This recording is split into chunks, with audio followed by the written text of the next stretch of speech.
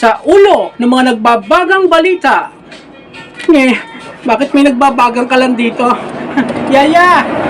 Guard! Ay, mahirap lang pala ako. Wala pala ako yaya. Wait lang ha, papatayin ko lang yung kala, nagbabaga. Oh, bagang pagano. Baka masunog ako rito. Ano ba yan? Wait lang ha.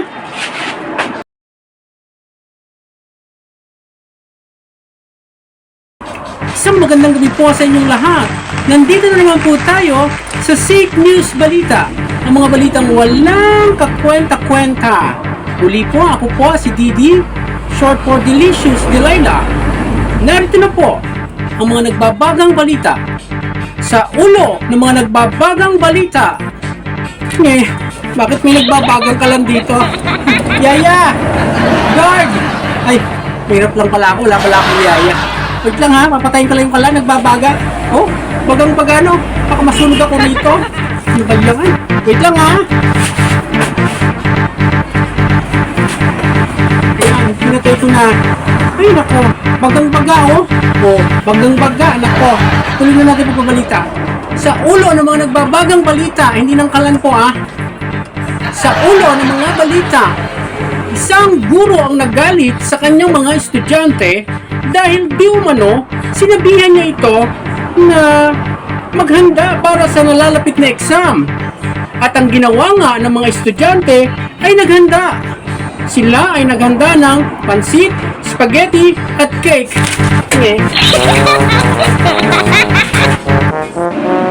Dumako na po tayo sa balikat ng mga balita. Excuse me po. Anjoho! Mutot ka? Dumako na tayo sa balikat ng mga balita. Isang guro pa din ang nagalit sa kanyang estudyante nang sagutan nito ang test paper ng Red Horse Beer. Tinanong ng guro sa kanyang estudyante kung bakit Red Horse Beer ang sagot niya sa test paper. At ang sagot naman ng estudyante dahil ito daw ang tama.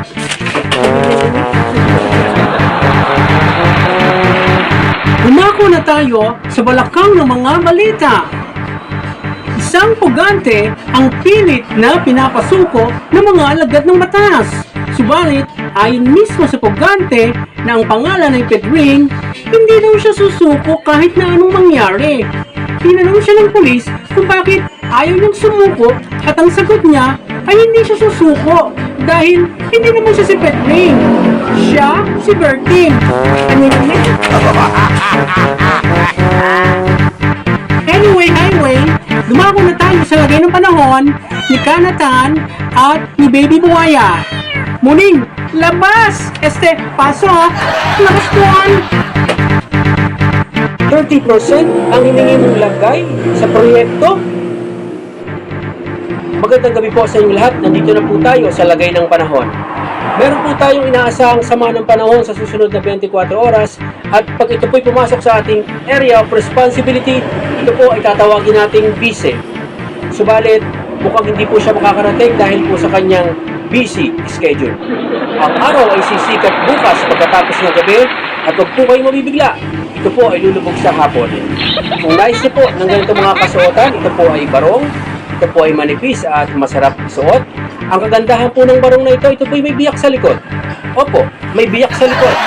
Ayun po, biyak sa likod, biyak sa gilid, at ngayon po, may biyak na po siya sa harap. Napaka-presko mga kaibigan. Ayan po, biyak sa likod, biyak sa gilid, at biyak sa harap mga kaibigan. Ang kagandahan pa ng barong na ito ay pwede mong pagkakitaan. Pwede kang magnegosyo. Paano? Simple-simple lang po.